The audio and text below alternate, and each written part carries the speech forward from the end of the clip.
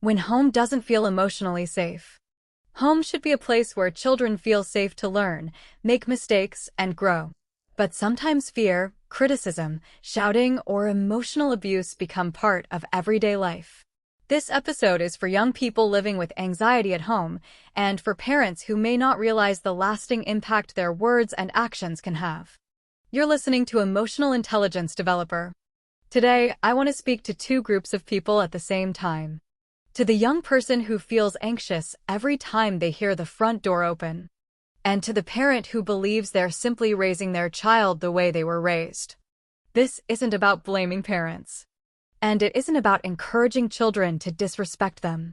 It's about understanding something that affects millions of families. Because sometimes, the people who love us can also be the people who hurt us the most. Let's talk about it. 1. Not every bruise can be seen. Some children grow up afraid of making mistakes. Not because they're careless, but because every mistake is met with shouting, humiliation, belittling, or being hit. Eventually, they stop asking questions. They stop trying new things. Not because they don't want to learn, because they're terrified of getting it wrong. Fear can make a child obedient, but it rarely helps them become emotionally healthy. 2. Parents don't always realize what they're passing on. Many parents genuinely love their children, but love doesn't automatically mean healthy parenting. Some parents repeat the only parenting they ever experienced. If I was shouted at, you'll be shouted at. If I was hit, you'll be hit. I turned out fine. But surviving childhood isn't the same as healing from it. Sometimes what we call discipline is actually unhealed pain being passed to the next generation. 3. To the young person listening. If someone constantly tells you, you're useless, you'll never succeed, you always mess everything up, eventually, you may start believing it. But someone repeating something doesn't make it true. Your worth is not decided by the loudest voice in your house. You are allowed to make mistakes. You're allowed to learn. You're allowed to grow. 4. To the parents listening. Your child will probably forget many of the toys you bought them. They may forget some holidays. They may even forget many conversations. But they'll remember how you made them feel. They'll remember whether home felt safe, whether they could tell you the truth, whether they could admit failure without fear. Children don't need perfect parents. They need emotionally safe ones. 5. Fear changes the brain. When children constantly live in fear, their brains become focused on survival, not learning, not confidence, not creativity. Survival. They become anxious. They overthink. They apologize for everything. They struggle to trust people. And years later, they may still hear your voice in their mind, long after they've left home. 6. If you're living in this environment, please hear this. You don't have to carry it alone. Talk to someone you trust. A teacher. A school counselor. A family member. A coach. A religious leader you trust.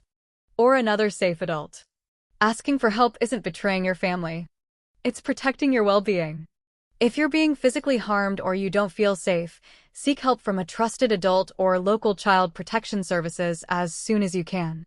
Your safety comes first. 7. Healing doesn't mean hating your parents. This is important. Some parents caused pain because they lacked emotional tools, not because they wanted to destroy their children.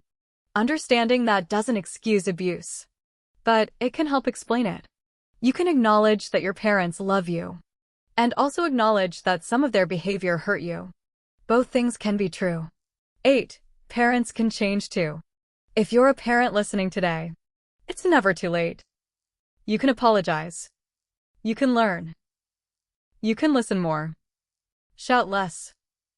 Ask questions instead of making assumptions. Replace fear with guidance. The strongest parents aren't the ones who never make mistakes. They're the ones willing to admit when they have. That teaches children something far more valuable than perfection. It teaches humility. 9. Break the cycle. Whether you're a teenager today or a parent raising children, Someone has to break the cycle. Someone has to decide. It stops with me. That doesn't mean becoming a perfect parent. It means choosing respect over humiliation, guidance over fear, conversations over shouting, connection over control. That's how families begin to heal. 10. A final message. If you're a young person listening, please don't let someone else's words become your identity. You are more than the names you've been called, more than the mistakes you've made, and more than the fear you've carried. And if you're a parent listening, remember this. One day, your children won't remember every rule you gave them, but they'll remember how they felt when they were with you. Make home the place they run to, not the place they spend their lives trying to recover from. Children don't need parents who never make mistakes. They need parents who are willing to grow alongside them.